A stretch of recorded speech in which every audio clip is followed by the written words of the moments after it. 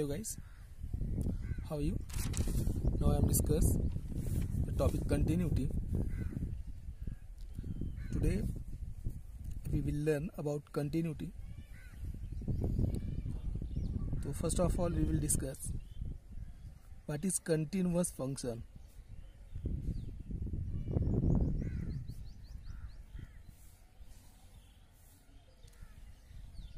We are talking about continuous function. तो what is continuous function? अगर एक किसी पर्टिकुलर फंक्शन की बात की जाए और अगर वो फंक्शन हमारा कंटिन्यूअस है तो किस तरीके का कंटिन्यूअस फंक्शन होगा, किस तरीके का उसका ग्राफ होगा, इस चीज़ को हम लोग बेटा डिस्कस करने जा रहे हैं. तो सबसे पहले अगर हम किसी फंक्शन की बात करेंगे तो फंक्शन की डोमेन की बात की जाएगी कि हमारा फंक्शन किस डोमेन पे एग्जिस्ट कर रहा है. ऑलराइट. सेकेंड थिंग, अगर हमारा फंक्शन कंटिन्यूअस है तो कंटिन्यूटी की केवल एक ही डेफिनेशन होती है कि फंक्शन और graph should not be break और graph should not be jump at any given point. किसी एक पर्टिकुलर गिवन पॉइंट पर वो ग्राफ हमारा जंप नहीं करना चाहिए, वो ग्राफ हमारा ब्रेक नहीं होना चाहिए. ऑलराइट. तो उस तरीके के ग्राफ हमारे कंटिन्यूअस ग्राफ बोले जाते हैं.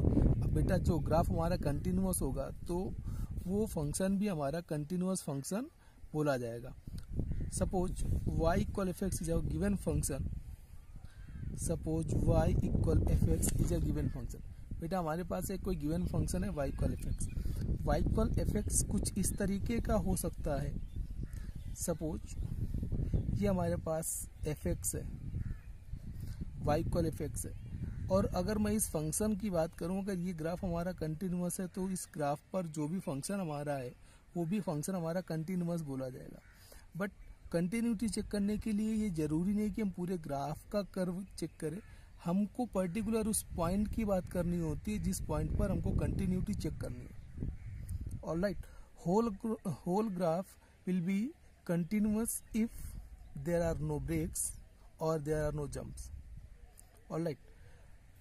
If we are talking about only continuity in or at given point, so for at given point we will discuss only for the neighborhood points of that point. Alright. तो यहाँ पर सबसे पहले हम लोग डिस्कस करेंगे कि सपोज अगर हम किसी एक point, let us we are checking continuity at a function.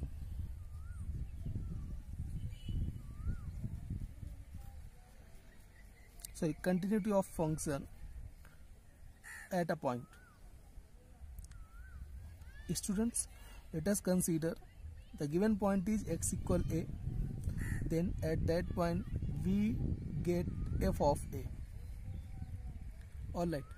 अब इसका मतलब क्या है कि हमारा फंक्शन कंटिन्यूअस होगा, इस पॉइंट पर कंटिन्यूअस होगा. कब? जब इस पॉइंट पर हमारा ग्राफ ब्रेक नहीं होगा. अगर हमारा ग्राफ इस पॉइंट पर ब्रेक हो रहा है तो हमारा फंक्शन डिसकंटिन्यूअस हो जाएगा, वो फंक्शन हमारा कंटिन्यूअस नहीं बोला जाएगा. तो हम लोग कैसे समझेंगे हमारा ग्राफ ब्रेक हुआ है या नहीं ब्रेक हुआ है? उसके लिए बेटा सबसे पहले हम लोग हेल्प लेंगे लिमिट की. यानी हम लोग सबसे पहले इस x इक्वल a पर यानी a के दो नेबरहुड पॉइंट हम लोग कंसीडर करेंगे, एक राइट साइड पे और एक लेफ्ट साइड पे. तो राइट साइड वाला पॉइंट बेटा हमारा राइट नेबरहुड पॉइंट बोला जाता है और जो लेफ्ट साइड वाला पॉइंट होता है उसको लेफ्ट नेबरहुड पॉइंट बोलते हैं. Alright. After that we will check the limit at right neighbourhood point and limit at left neighbourhood point.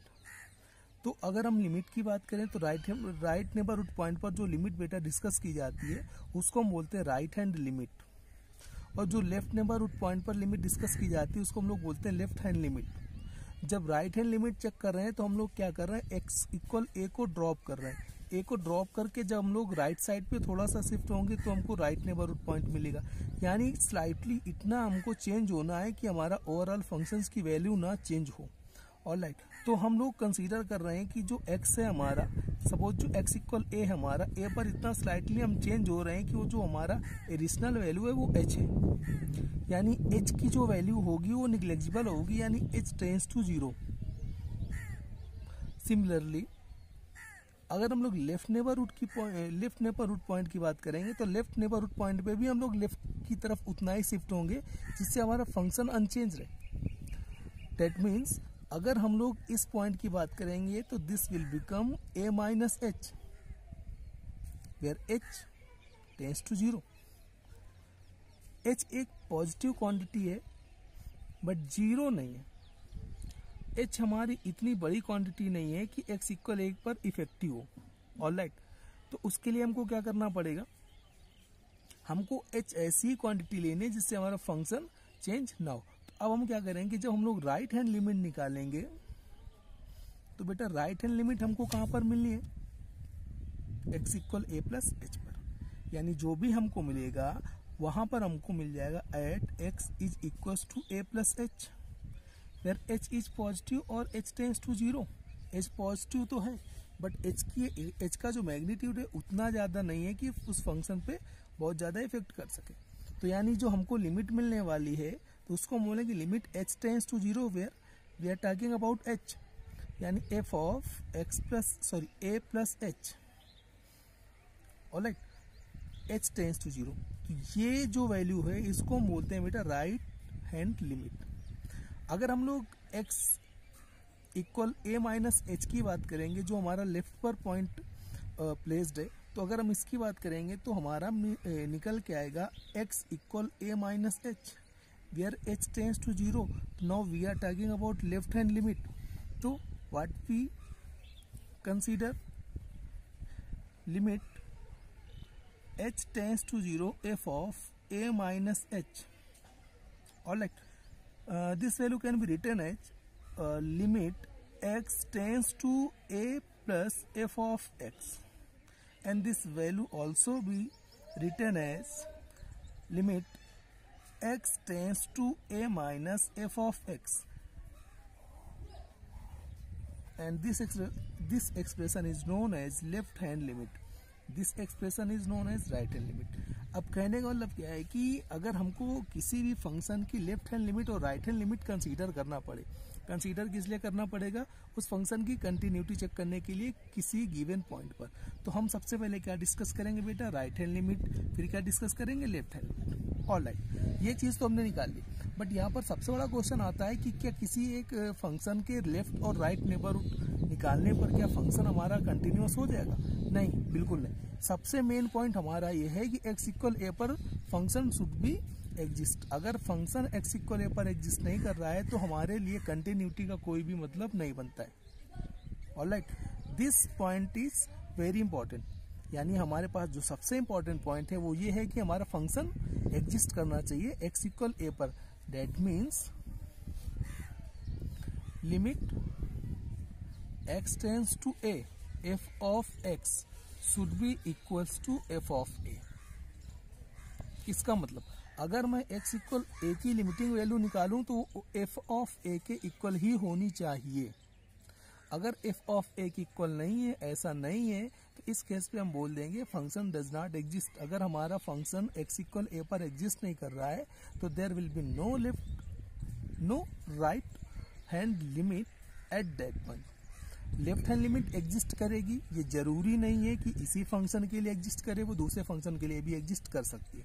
तो यहाँ पर दो इंपॉर्टेंट पॉइंट, अगर हमको कंटिन्यूटी चेक करनी है तो हमको तीन चीजें चेक करनी पड़ेंगी, पहले राइट हैंड लिमिट, दूसरा लेफ्ट हैंड लिमिट और तीसरा value of function at that given point.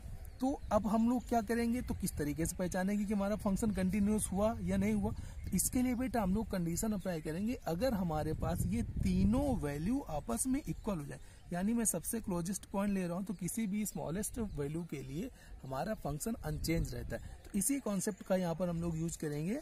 That means for continuity the left hand limit and right hand limit and the value of function should be same.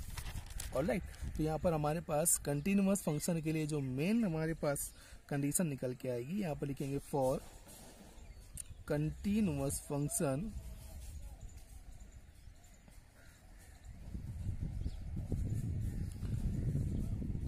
at point x equal a right hand limit equal left hand limit is equal value of function f of a. This can also be written as limit x tends to a plus f of x limit x tends to a minus f of x is equals to limit x tends to a f of x। बेटा इसी value को हम लोग बोलते हैं f of a, या फिर हम इसको लिख सकते हैं limit h tends to 0 f of a plus h equal limit h tends to 0 f of a minus h is equals to f of a। तो हम इस पॉइंट को लेकर डिस्कस करेंगे, इसी पॉइंट को लेके आगे कंटिन्यू करेंगे। तो सबसे पहले अगर हमको फंक्शन को कंटिन्यूअस चेक करना है या फंक्शन की हमको कंटिन्यूटी चेक करनी है, तो सबसे पहले जो हमारे पास सबसे मेन पॉइंट होगा, जो सबसे बड़ा पॉइंट होगा, वो पॉइंट ये होगा कि हमारा फंक्शन उस गिवन पॉइंट पर एग्जिस्ट कर रहा है या नहीं कर रहा है। ऑलराइट, तो बेटा यहाँ तक हम लोगों ने डिस्कस कर लिया है कि हमारा फंक्शन कंटिन्यूअस कैसे होगा। यानी जब कोई फंक्शन किसी गिवन पर्टिकुलर पॉइंट पर अगर इस कंडीशन को फॉलो कर रहा है तो फंक्शन हमारा कंटिन्यूअस होगा, अदरवाइज तो फंक्शन हमारा कंटिन्यूअस नहीं होगा। ऑलराइट, नेक्स्ट हम बात करते हैं यहाँ पर अगर फंक्शन हमारा इस कंडीशन को होल्ड नहीं करेगा तो क्या होगा। तो बेटा बाकी रिमेनिंग कंडीशंस पर हमारा फंक्शन डिसकंटिन्यूअस बोला जाएगा, डिसकंटिन्यूअस बोला जाएगा। तो डिसकंटिन्यूअस होने के लिए कौन कौन सी कंडीशन हो सकती है। पहली कंडीशन हो सकती है कि अगर हमारी लेफ्ट हैंड लिमिट और राइट हैंड लिमिट इक्वल नहीं हो रही तो फंक्शन हमारा डिसकंटिन्यूअस बोला जाएगा। पहली condition if right hand limit does not equal to left hand limit. दूसरी कंडीशन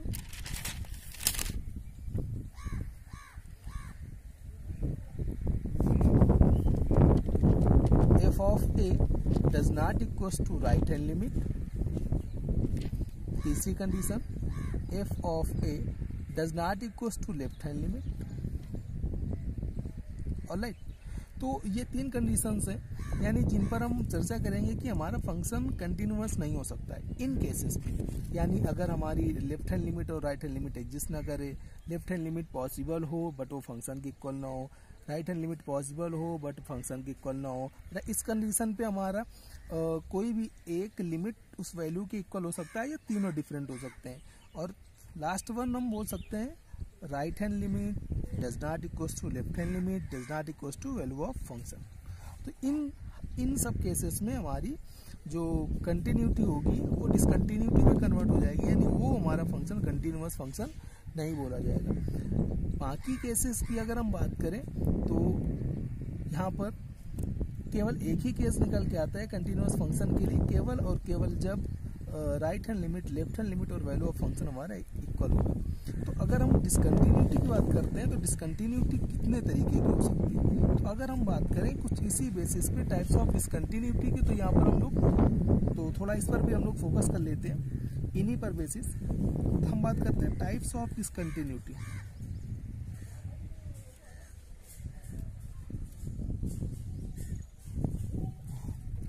हम किसकी बात करते हैं, टाइप्स ऑफ डिसकंटिन्यूटी। तो डिसकंटिन्यूटी में कितने टाइप की होती है पहले ये देख लेते हैं। तो पहले हम इन्हीं कंडीशंस के अकॉर्डिंग देखें। सपोज अगर हमारे पास right hand limit does not equals to left hand limit, तो हमारा बोला जाता है कि जो हमारी डिसकंटिन्यूटी है वो बेटा हमारी फर्स्ट काइंड की डिसकंटिन्यूटी है। इसको हम बोलते हैं discontinuity of first kind.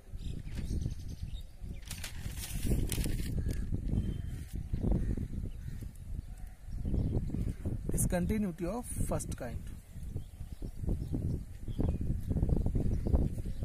Alright, एक चीज और है, अगर हम बात करें कि हमारा लेफ्ट हैंड लिमिट और राइट हैंड लिमिट वेरी कर रहा है तो उस केस पे हम ये श्योर नहीं हो सकते हैं कि हमारा फंक्शन एग्जिस्ट कर रहा है। ऑलराइट,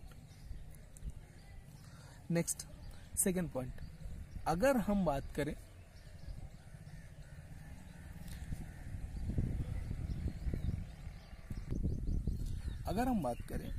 हमारा लेफ्ट हैंड लिमिट एग्जिस्ट नहीं कर रहा है, लेफ्ट हैंड लिमिट एग्जिस्ट नहीं कर रहा है या राइट हैंड लिमिट एग्जिस्ट नहीं कर रहा है, डज नॉट एग्जिस्ट। तो बेटा इन दोनों केस पे जो हमारी कंटिन्यूटी होती है उसको बोलते हैं सेकंड काइंड कंटिन्यूटी। इस टाइप की जो डिसकंटिन्यूटी होती है उसको बोलते हैं सेकेंड काइंड डिसकंटिन्यूटी।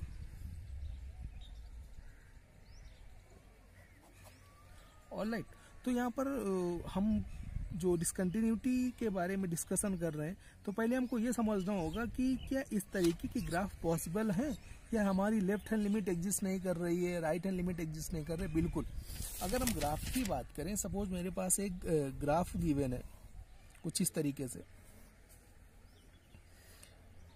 बेटा ये मेरा पॉइंट है x इक्वल ए। ऑलराइट,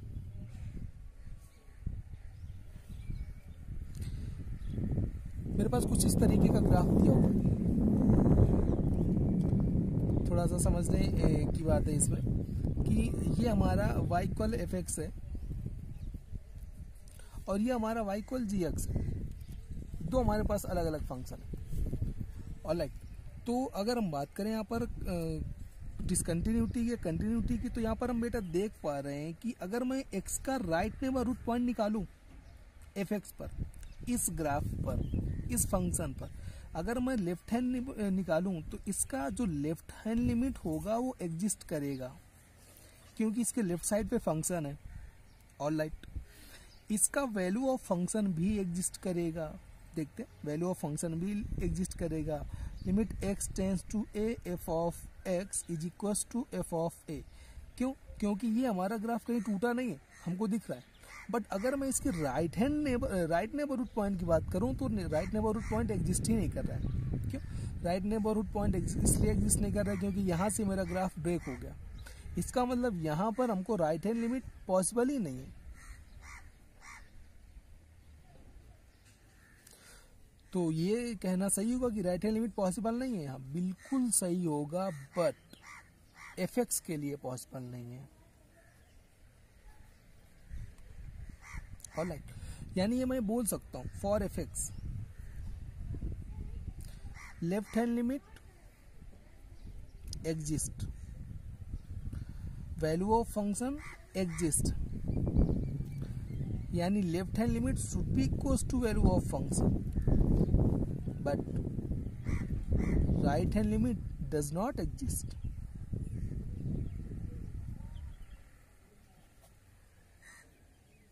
ऑलराइट, सेकेंड थिंग, अब अगर मैं राइट हैंड नेबर की बात करूं, मैं फंक्शन के ऊपर चल रहा हूं तो मुझको फंक्शन मिल गया दूसरा, तो मुझको राइट नेबरहुड पॉइंट भी मिलेगा, बट वो मिलेगा जी एक्स के लिए। तो मैं बात कर रहा हूं फॉर जी एक्स, दूसरा फंक्शन मिला, इस फंक्शन पे मुझको राइट नेबरहुड पॉइंट मिलेगा, यानी राइट हैंड लिमिट एग्जिस्ट करेगी,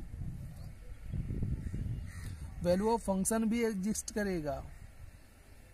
यानी यहाँ पर f ऑफ a को मैं a1 बोल रहा हूँ, यहाँ पर f ऑफ a को a2 बोल रहा हूँ, क्योंकि बोथ वैल्यू डिफर करेंगे। समझ पा रहे हैं ना, ये y यहाँ पर कम है, यहाँ पर y ज्यादा है, यानी दोनों वैल्यू डिफरेंट होंगी। इसका मतलब a1 a2 और इक्वल नहीं होगा।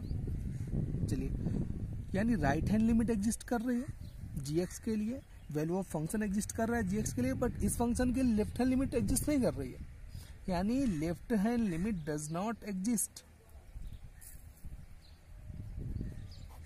बेटा इस फंक्शन पे हमारे पास लेफ्ट हैंड लिमिट एग्जिस्ट नहीं कर रही है, यानी इस कंडीशन पर हमको एक कहानी समझ में आ रही है कि लिमिट हमारी वो जो है वो पॉसिबल है, मिलेंगी, बट फंक्शन की कंटिन्यूटी चेक करने पर हमको रिजल्ट मिलेगा कि फंक्शन डिसकंटिन्यूअस होगा, यानी हमारा जो फंक्शन है वो डिसकंटिन्यूअस है,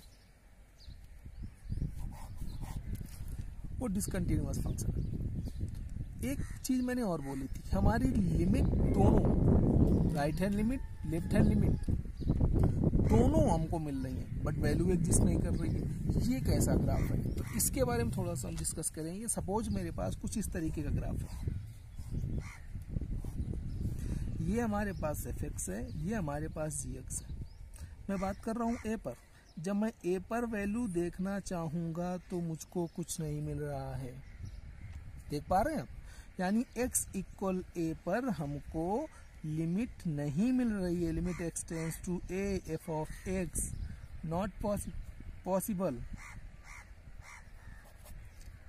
बट अगर मैं इसके नेबरहुड की बात करूं, यानी इस कंडीशन पे लेफ्ट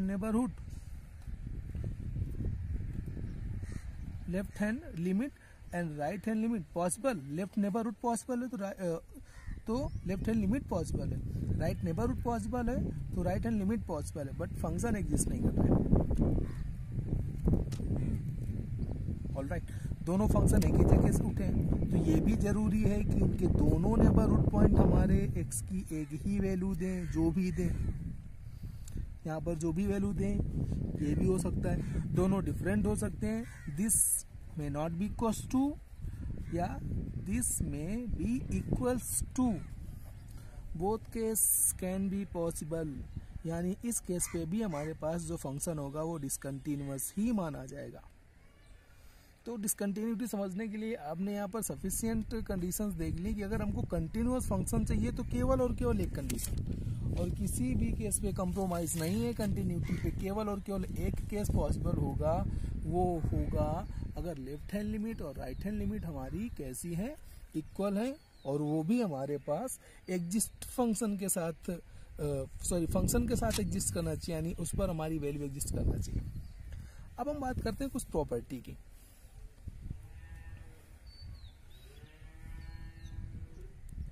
हम कुछ प्रॉपर्टीज की बात करें तो प्रॉपर्टीज में हम क्या सीखेंगे बेटा, प्रॉपर्टीज में हम कंटिन्यूअस फंक्शन की प्रॉपर्टीज देखेंगे। सपोज फर्स्ट बात करें, अगर हमारे पास दो, क्योंकि मैंने यहाँ पर दो फंक्शन आपको इंट्रोड्यूस करवा दिए हैं, let f x and g x be two continuous function, let f x and g x be two continuous function. हमारे पास एफ एक्स और जी एक्स दो कंटिन्यूअस फंक्शन है, तो पहला case f x plus g x continuous होगा,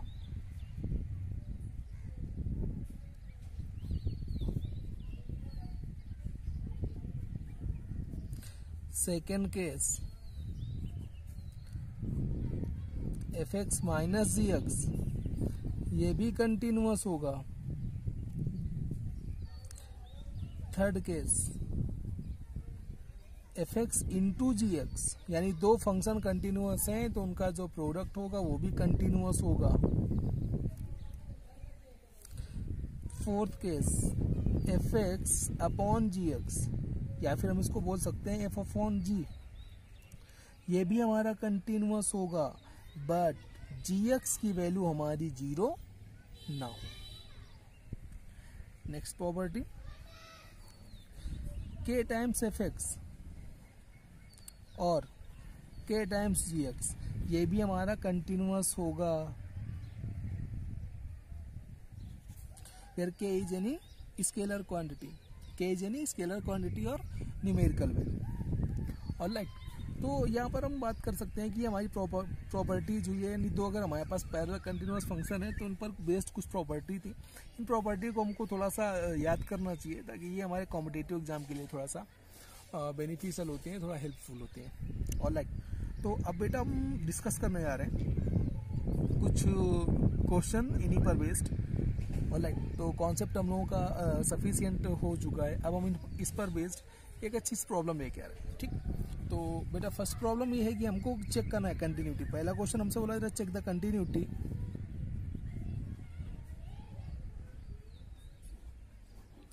check the continuity, हमको continuity check करना है ऑफ फंक्शन एट ओरिजिन। बेटा ओरिजिन मतलब समझ पा रहे हैं ना, ओरिजिन का मतलब हो गया एक्स और वाई दोनों 0 हो गया, यानी मैं बात कर रहा हूँ अगर एक्स की तो यानी एक्स इक्वल 0 की बात की जा रही है, यानी हमको एक्स इक्वल 0 पर कंटिन्यूटी डिस्कस करनी है। ठीक, if f x is equal to mod x upon x where x does not equals to 0 1 when x is equals to 0। Alright, तो मैं बात कर रहा हूँ इस फंक्शन पर और इस फंक्शन की हमको कंटिन्यूटी चेक करनी है। क्वेश्चन बोला गया mod x upon x when x does not equals to 0 and fx is equals to 1 when x is equals to 0। But अब बात यहाँ पर हमारे पास ये आती है कि हम यहाँ पर लेफ्ट हैंड लिमिट और राइट हैंड लिमिट फाइंड कैसे कर पाएंगे।